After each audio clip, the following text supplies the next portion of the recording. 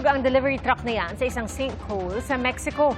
Halos buong truck ang lumubog sa butas. Binisita ng alkalde ang lugar para masigurong matanggal agad ang truck at maayos ang butas.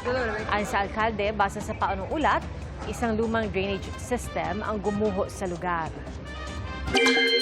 Unti-unti na pong lumalayo pero patuloy pa rin magpapaulan sa ilang bahagi ng bansa ang binabantayang low pressure area. Muli itong namataan sa layong 470 kilometers kanluran-hilagang kanluran ng Coron, Palawan. Ayon sa Pag-asa, mas bumaba na ang tsansa nitong maging bagyo. Posibleng bukas na sa labas na ito ng Philippine Area of Responsibility. At bukod sa epekto ng trough o extension ng LPA, pwede rin magdulot ng pag-ulan ng easterlies at thunderstorms. Base sa datos ng Metro Weather, umaga pa lang bukas, may mga kalat-kalat na ulan sa ilang bahagi ng Luzon, Eastern Visayas at Sulu Archipelago. At pagsapit ng hapon, mas maraming lugar ang uulanin, halos buong bansa na. May malalakas na ulan na posible pa rin magdulot ng baha o landslide. At sa Metro Manila, posible pa rin maulit ang mga pag-ulan lalo na bandang tanghali at hapon.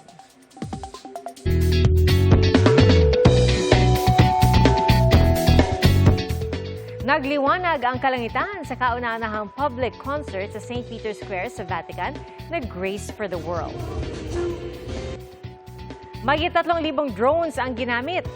Tampok sa drone show ang imahe ng yumaong Pope Francis at ang pamosong sculpture na Pieta na obra ng Italian sculptor na si Michelangelo. Nagkaroon ng iba't ibang performances mula sa mga international artists tulad nina Pharrell Williams at Andrea Bocelli. Mga ito ay bahagi ng pagdiriwang ng Jubilee Year of Hope at World Meeting on Human Fraternity.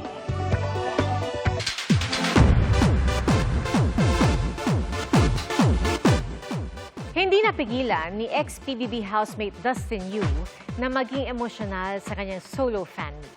Sa gitna po ng event, napaluha ang aktor dahil sa mensahe ng kanyang mga fans.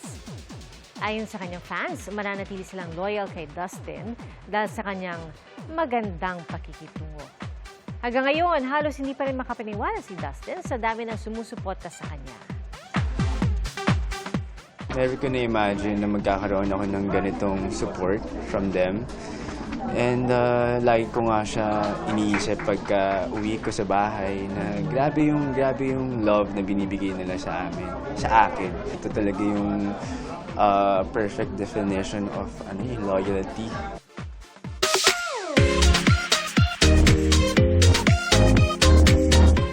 Makapigil hiningang view na swak sa mga gustong magpapresko at kuwebang hitik sa kasaysayan. Kung saan ang mga yan, alamin sa Biyaheng Saksi ni Sendy Salvacio ng GMA Regional TV.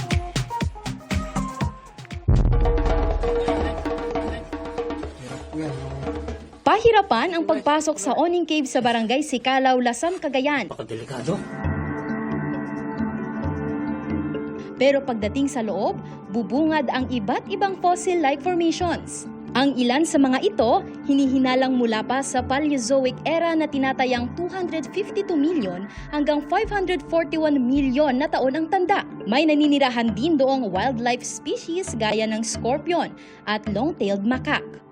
Plano ngayon ng local government unit ng Lasam ay ang paglamit sa mga ahensyang pwedeng makatulong sa amin, kagaya dyan ng mga eksperto sa National Cave and Cave Resources Management, DNR at siyempre ang Department of Tourism.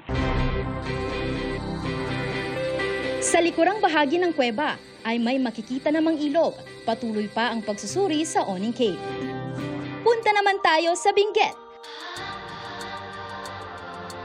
A feast for the eyes ang masisilayan mula sa view deck.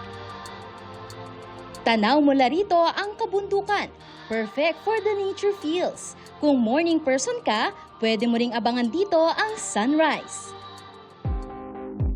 Breathtaking din ang view sa Mount Lamin sa Ilocos Norte. Malaparaiso ang atake lalo kapag naakyat mo ang tuktok ng bundok. Hindi lang panalo sa view, panalo rin sa preskong hangin. Para sa GMA Integrated News, ako si Sendy Salvacio ng GMA Regional TV, ang inyong saksi. Salamat po sa inyong pagsaksi. Ako si Pia Arcangel para sa mas malaking misyon at sa mas malawak na paglilingkod sa bayan. Mula sa GMA Integrated News, ang News Authority ng Filipino. Hanggang bukas, sama-sama po tayong magiging saksi!